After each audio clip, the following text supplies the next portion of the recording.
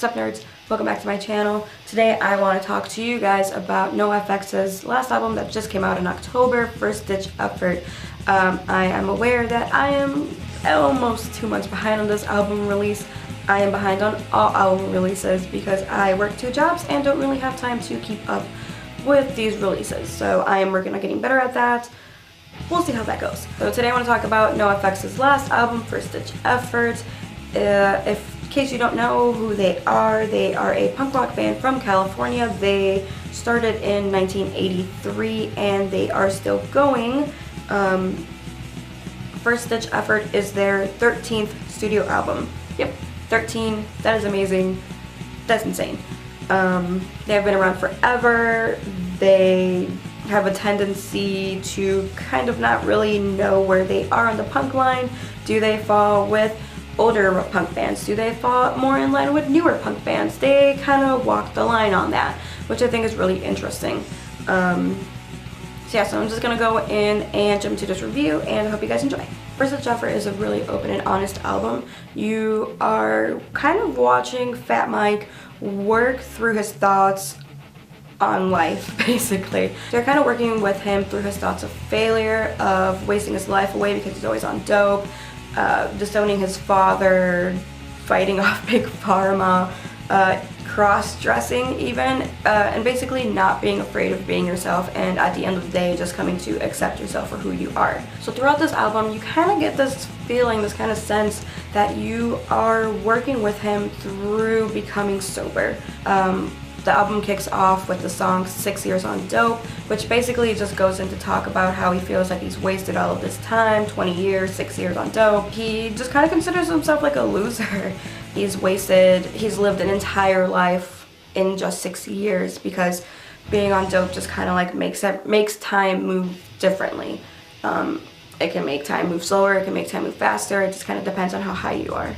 And he's basically just like really down on himself on the song. He calls himself a lot of things. He calls himself a trash can, a child, a moron, a trash bin. He basically just goes on and says like how much he didn't care about his life. The line that sticks out the most in the song is "Live fast, die punk." It's basically what you think of when you think of like old school punk rock. It's all these guys just like getting really drunk all the time and not caring and just like vandalizing everything and just rocking out and having tons of sex.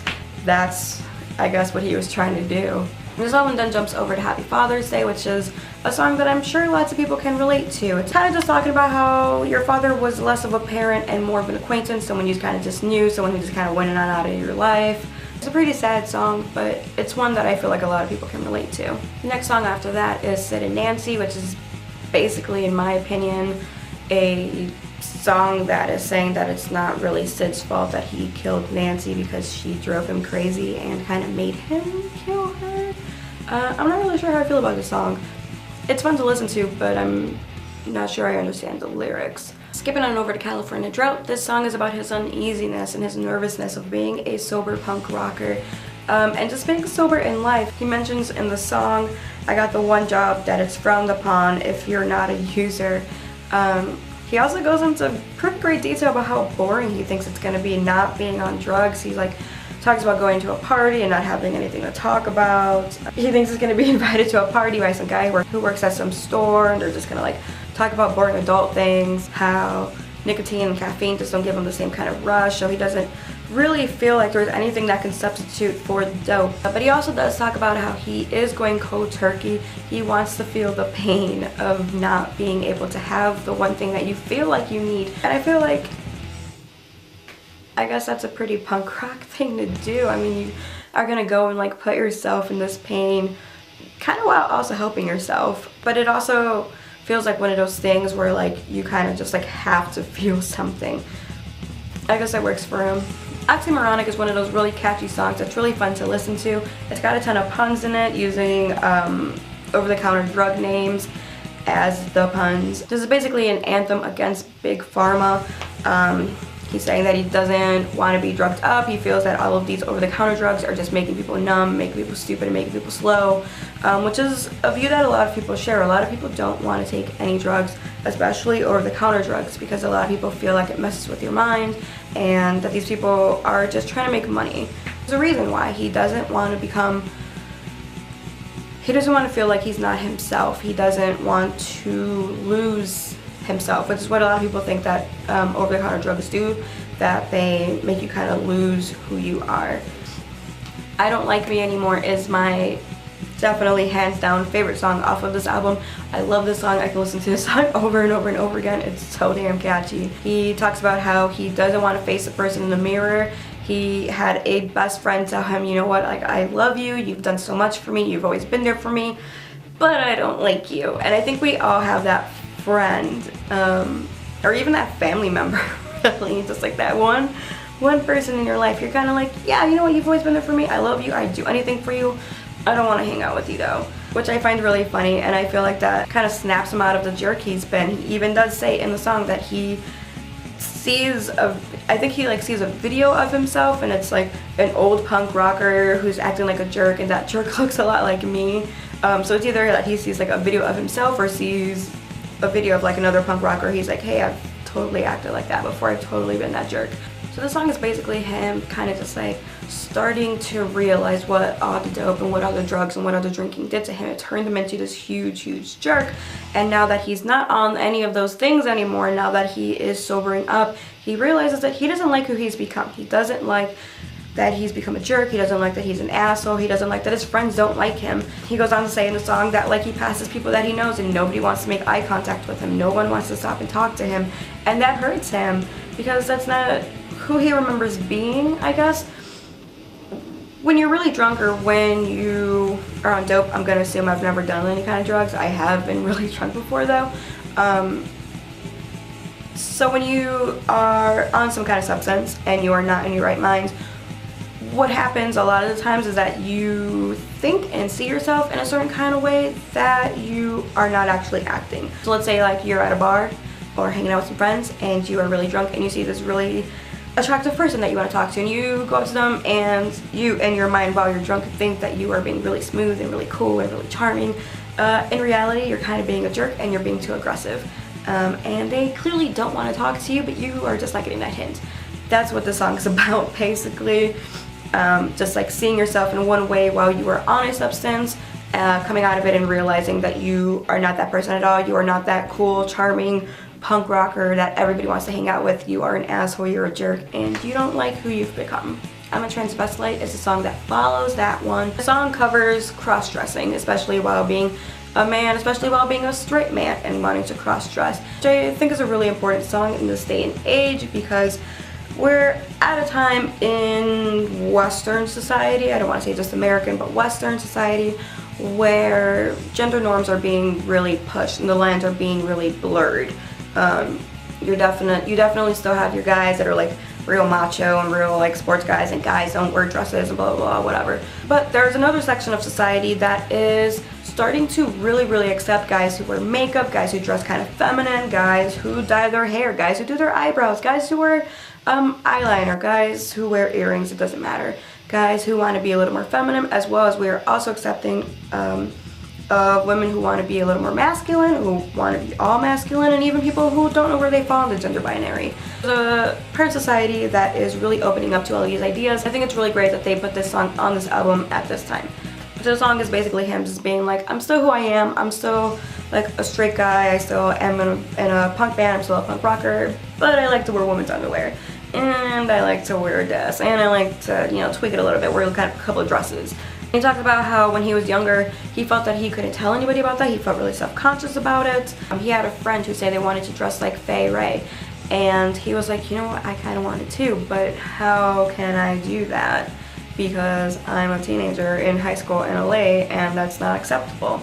So that's why he felt like he had to like hide it deep down and be a really dark secret.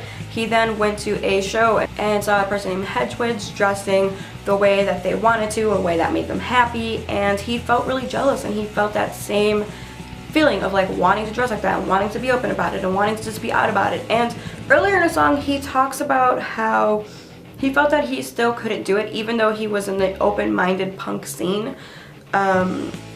He felt like he would still be beat up. He felt like the people in that scene who are supposed to be super open-minded would still judge him and would still not accept him for who he was. But then when he saw this person on stage dressing the way that they wanted, dressing the way that made them feel happy and proud of who they were, he decided he didn't want to care anymore.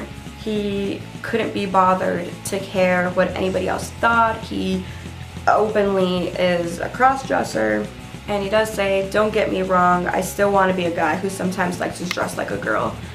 That's all it is to the song, and I think that's great. I think it's great that this song is on this album. I think it's great that it's on this album at this time when society is starting to turn a little bit to be more accepting of people who want to dress however the hell they want to dress. The album carries on through Deadbeat Mom, Bye Bye Biopsy Girl, and It Ain't Lonely at the Bottom, and ends on two really strong songs called I'm So Sorry Tony, which is about a song about Tony Sly, and Generation Z.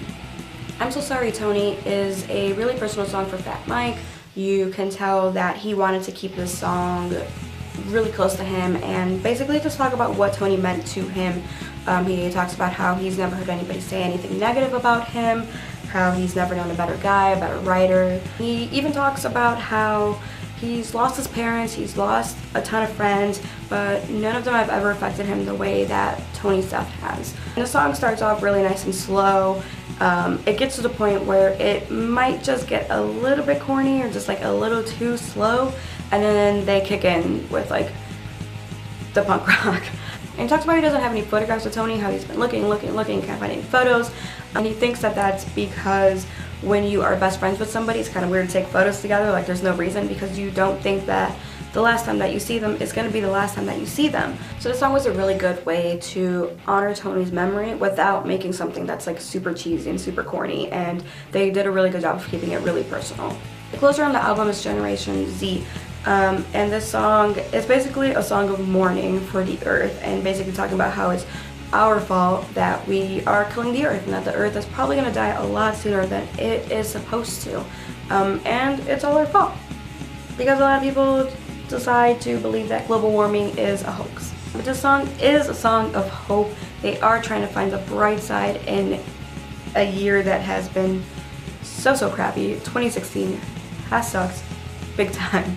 The song does end with a bit of like of a collage of voiceovers. There is a voiceover of Sidra Hitching talking about the world's destruction, and then he also has Fat Mike's daughter and Tony Sly's daughter providing the backup vocals. And it's really cool. I feel like it's something that I didn't expect on the album. It definitely caught me by surprise, and even within listening to this song, I felt like I had kind of dozed off for a second, and then I heard like the vocals of the little kids, and I was kind of like, wait, what the hell is this? And then I had to like go back and re-listen to the song from the beginning. So it's definitely something that caught me off guard, but it definitely works for the song. I'm really gonna say that this is a really solid album.